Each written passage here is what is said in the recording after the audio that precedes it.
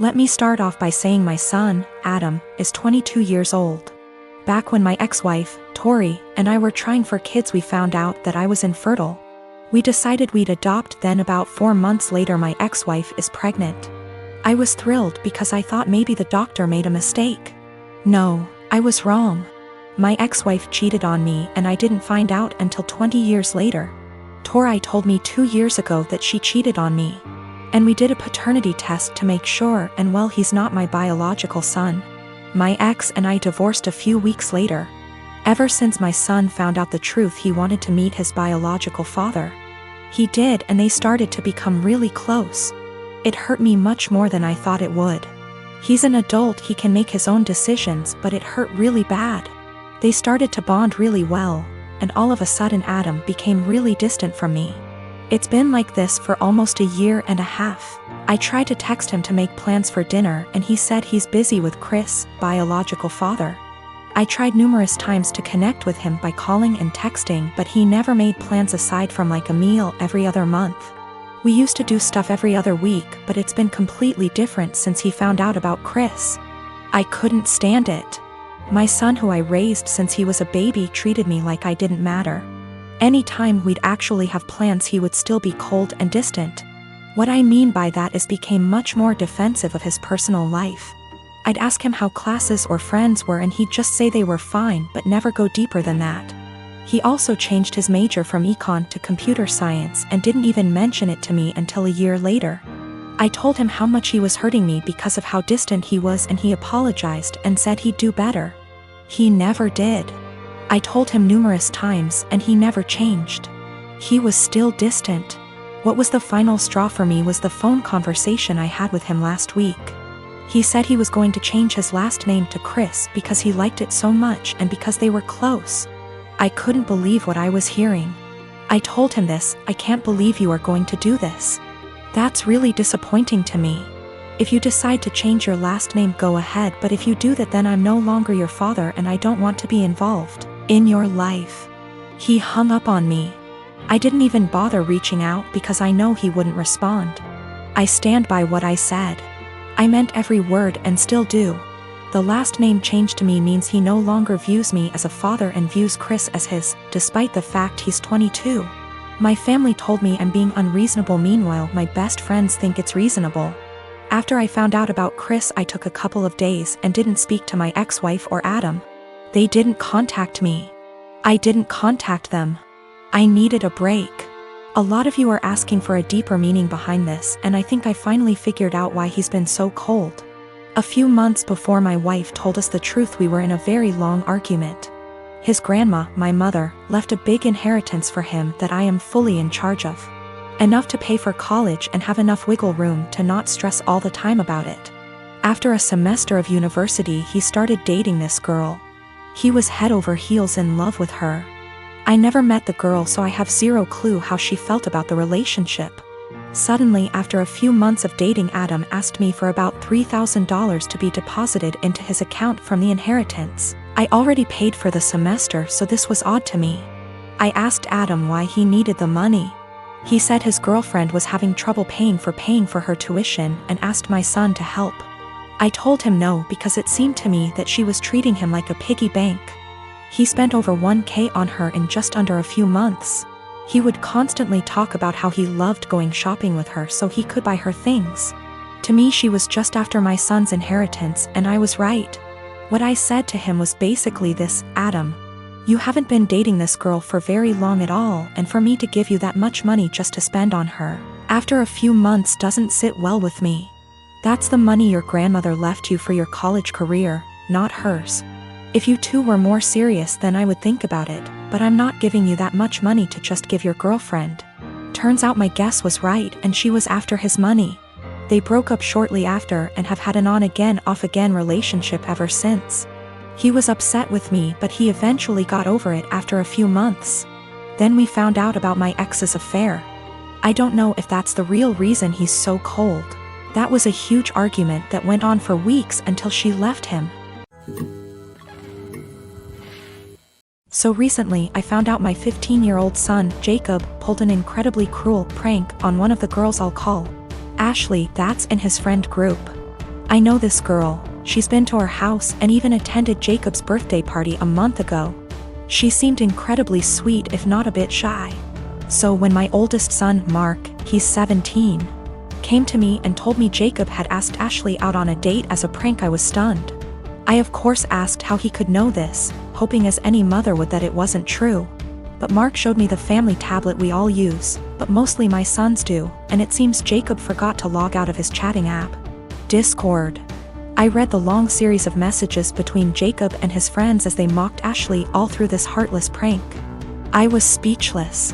And that's not even getting into how he was talking, like he was some thug and not a 15-year-old living in a gated community. At first I couldn't figure out what to do or how to proceed. I'll admit that I never once imagined either of my boys would be the type of person to do something like that. But there was no way in hell I was letting this go. So after a day of thought, I decided what was going to happen. First things first, he was grounded. For how long I'm not sure. Secondly, I'd gotten Jacob a bike for his birthday, but it hadn't arrived until the day previous, and I'd planned to give it to him when my parents came to visit since they'd been unable to make his party.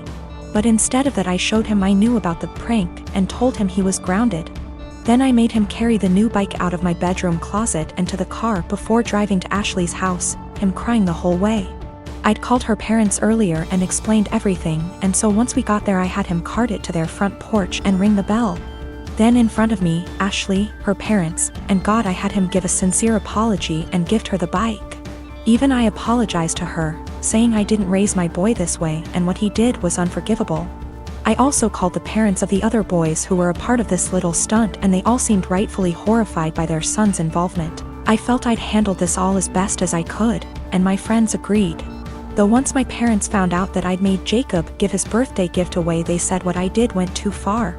I still feel like what I did was right, but having my parents more or less dogpile on me like this actually made me wonder if how I handled it was too extreme.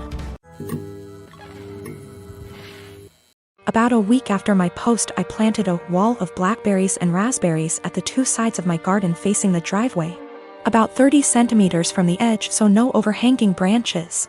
On the other side of the berry wall I planted lots stuff like strawberries and tomatoes.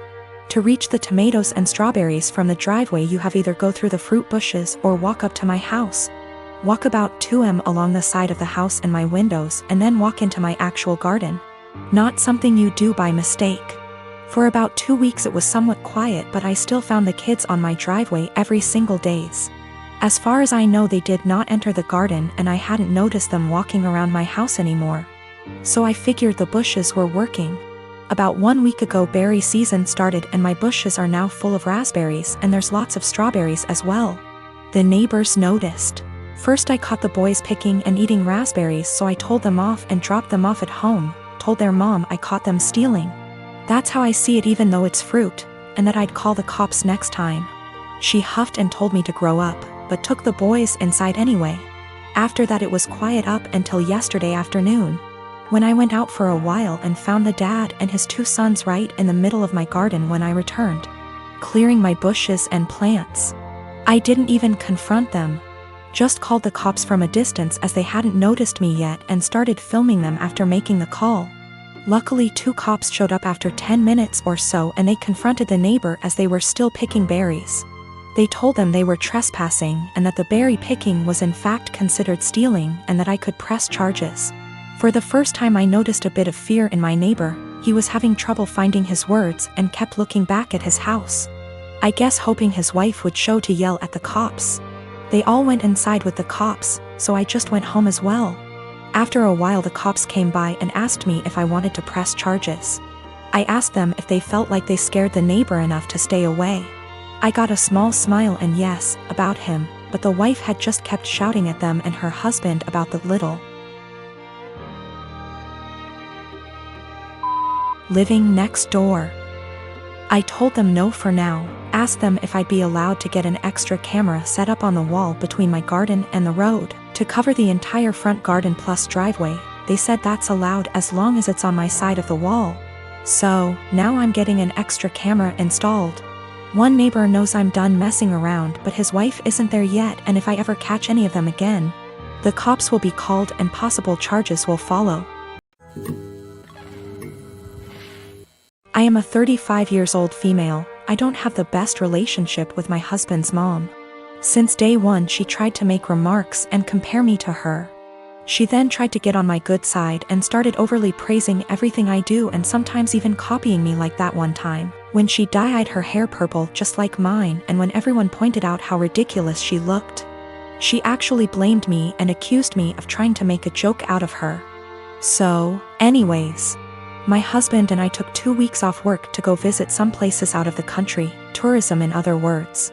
Thing is, I was the one who saved up for and arranged for the trip. My husband was responsible for booking the tickets. My husband's mom wanted to come along and threw temper tantrums when I said no.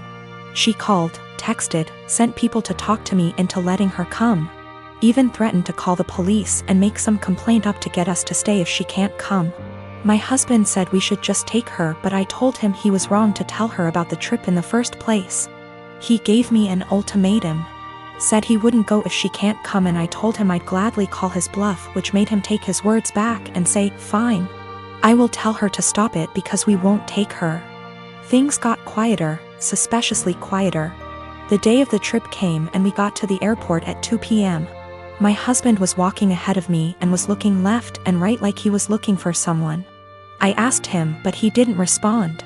He led me to the waiting area, and first thing I saw was his mom standing there with her luggage. I froze in my spot. I felt a cold wave washing over me and I was fuming inside. She and my husband were hugging. That's when I quietly turned around and started walking towards the exit. My husband followed me while shouting at me to stop. He tried to stop me, but I told him off the harshest way possible.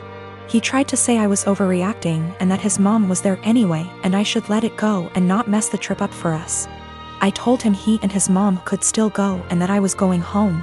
I went home and sobbed into my dog's fur for several minutes. Turned out he booked her a ticket without me knowing. An hour later he came home yelling and raging about how pathetic and spiteful I was to walk out and go home and ruin the trip last minute. I told him he caused this to happen. He said that I was being so hard on his mom, it's ridiculous. I refused to fight anymore, but he kept on berating me, then called my family to tell them that the trip was cancelled, and that it was because of me. My family said that I shouldn't have ruined it for myself and should have sucked it up and done my best to enjoy.